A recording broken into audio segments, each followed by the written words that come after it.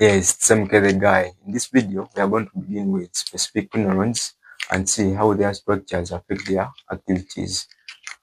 Please, if you haven't subscribed, please do like this video and share. Here we have structures for different drugs, and we are going to begin by identifying them. This one, we saw this structure previously. It's for hydroxylic acid.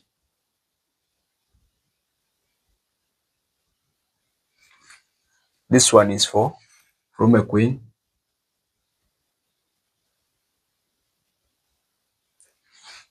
This one is for norfloxacin.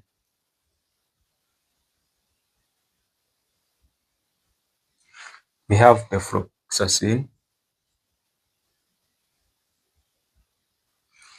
We have ciprofloxacin.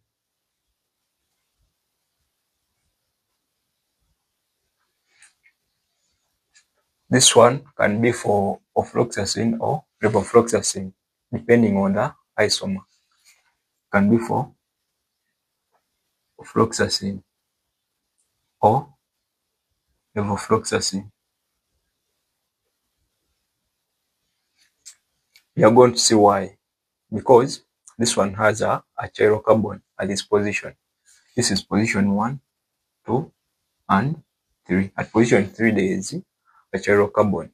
Remember, in heterocyclic, now this one will be position 1 because of this oxygen. We are going to see that.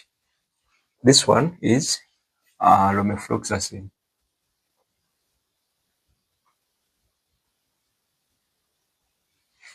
And we have this one, which is ciprofloxacin.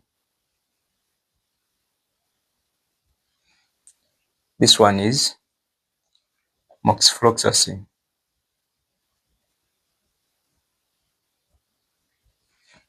We have the gatifloxacin.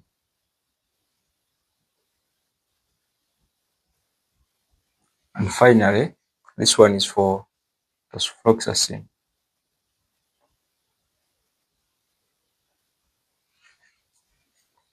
We want to see how different groups which were attached to these structures affect their activities. Remember, the first neuron was the hydroxylic acid. And we saw that hydroxylic acid had some drawbacks. One of them was it was highly protein binding.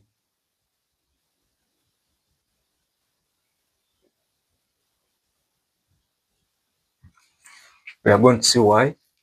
Then, due to high protein binding, much of it was filtered into urine, leading to high concentration in urine and reduced the half-life. So it had low half-life. And because of that protein binding, there is reduced systemic absorption.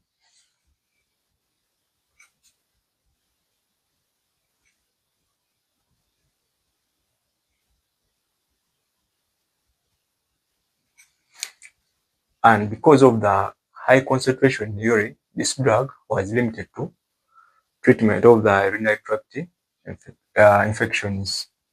It was limited to UTIs treatment.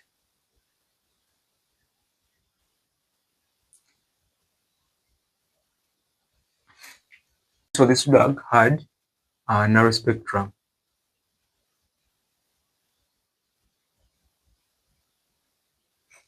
So those are some of the drawbacks of the hydroxylic acid.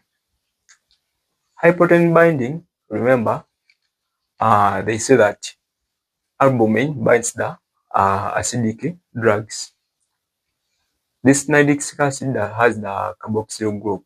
This group is acidic, and there's no visible much of the basic group. So much of this drug was binding to the albumin because of this carboxyl group. Also, the presence of this N at position 8 increased the protein binding. So those two groups led to high protein binding. Then half-life is due to, of course, high protein binding and limited limited systemic absorption, so much of it was excreted. Another spectrum, it was restricted to treatment of the gram negatives, because this drug is more polar, as you see. So being more polar, it's difficult for it to penetrate the membrane of the gram positives, but can penetrate the gram negatives due to the presence of the polynyl. Due to these drawbacks, they tried investigations on the structure-activity relationship, and they came with floroquine. Floroquine, they added the fluoride group at position 6. This fluoride group increased the fluoride group increased the potency of the drug. Also, it increased the tissue permeability. The systemic absorption. We can call it systemic absorption.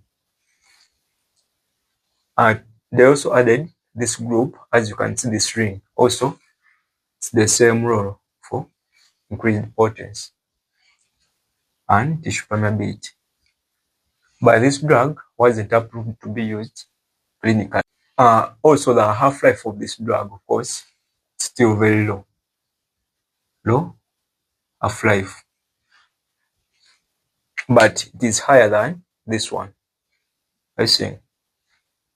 But it's lower than other drugs, as we are going to see and explain.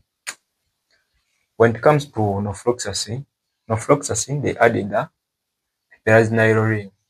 This piperazine ring increases activity against the gram negatives, those resistant gram negatives, the Pseudomonas aeruginosa. Meaning that nidixic acid has no activity on the Pseudomonas aeruginosa.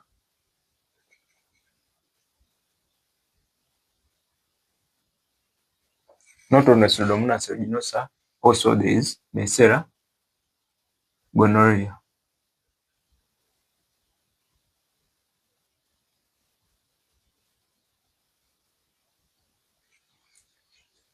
Also had no activities. It had no activity on the anaerobes.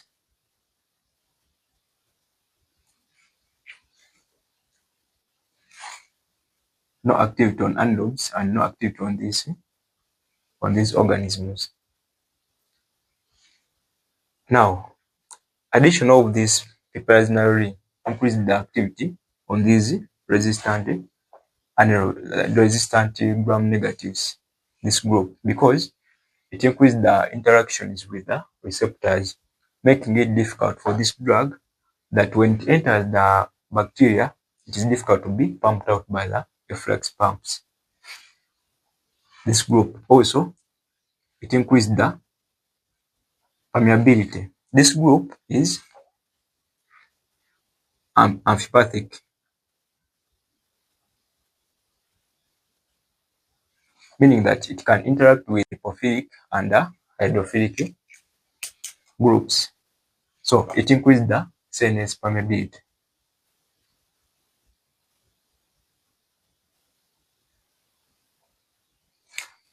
Due to increased CNS permeability, this group has the capability to interact with the GABA receptors, leading to the reduced activity of the GABA.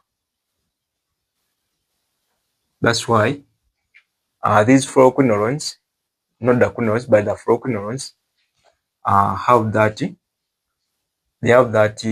ability to cause the CNS side effects. The agitation, the tremors, the insomnia, among others. There is this group. This group, of course, it's here, so nothing much was changed. It's responsible for the potency also. Now, when it comes to perfloxacin, we are seeing almost the same structure like norfloxacin, but they added a methyl group. According to the SAR investigations, this methyl group is responsible for the decreased CNS side effects. So it reduces the interactions with the GABA. It's reducing the CNS side effects. So this one decreases the CNS side effects. The methyl group. Activities of other groups, of course, they stay. From the prefloxacin, we have the ciprofloxacin. Ciprofloxacin, this group was changed from methyl to cyclopropane.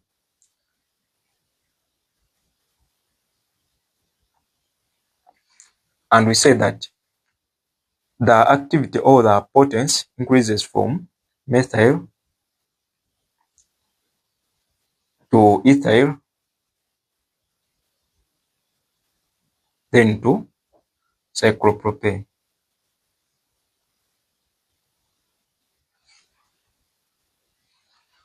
This group is more potent, increases the potency than these other groups. So the potency increases in this order. So this one has a higher potency than this one because of the cyclopropane. When you come to ofloxacin and levofloxacin, ofloxacin is the R plus rectus dextrorotatory. Then the levofloxacin is the L minus, which is the, it's the S minus, which is the sinisters levorotatory. Due to this chiral carbon, it can give to these two isomers. Levofloxacin, which is the S isomer, is 2 times more active than the ofloxacin, and it is 8 to 128 times more potent than the ofloxacin. All this is due to the binding abilities, due to different configurations. If it is S, it binds more on the DNA than if it is R. We have the romifloxacin. Romifloxacin, there is F at position 8, and we say that this F group, according to the SAR, it increases the photosensitivity.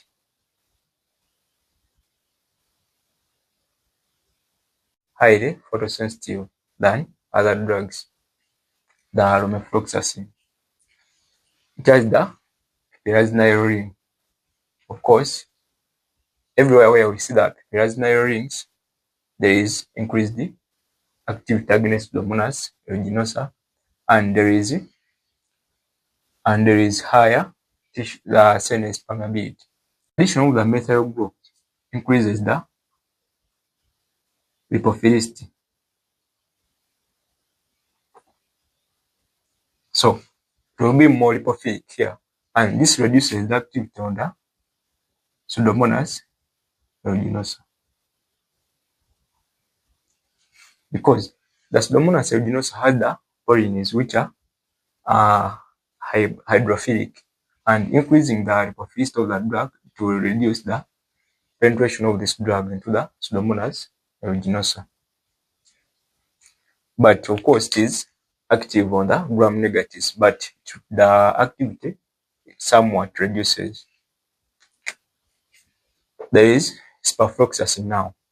Ciprofloxacin has the amino group, and we say that this amino group at position, this is position 5. At position 5, reduces the photosensitivity reaction, which is brought about, which is potentiated by the halogen at position 8. So there is reduced photosensitivity.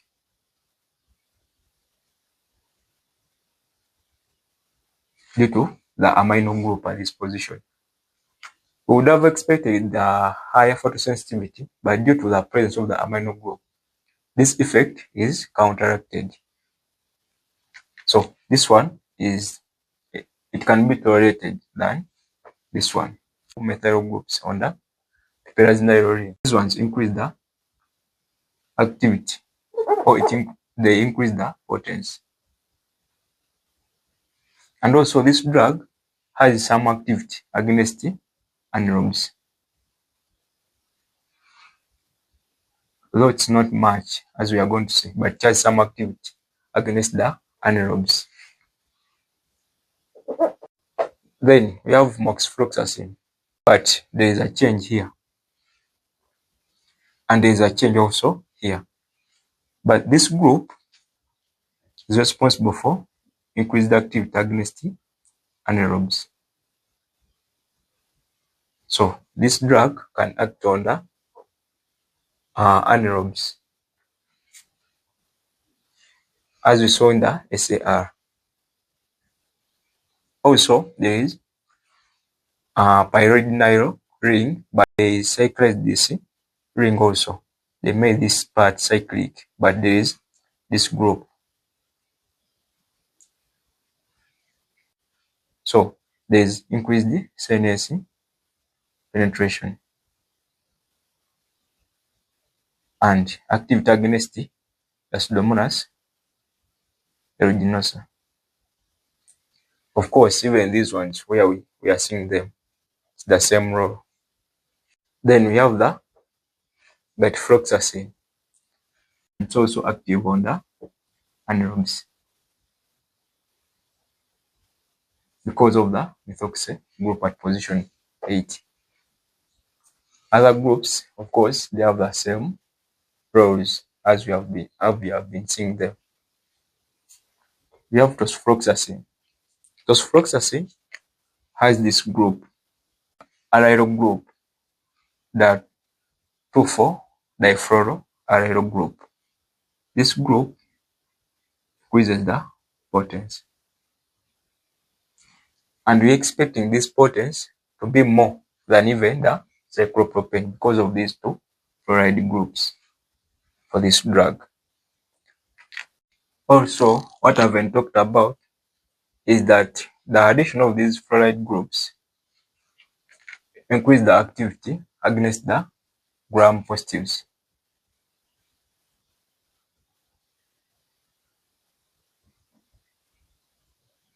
The activity against gram negatives remains, but also the activity against gram positives increases because of the fluoride group.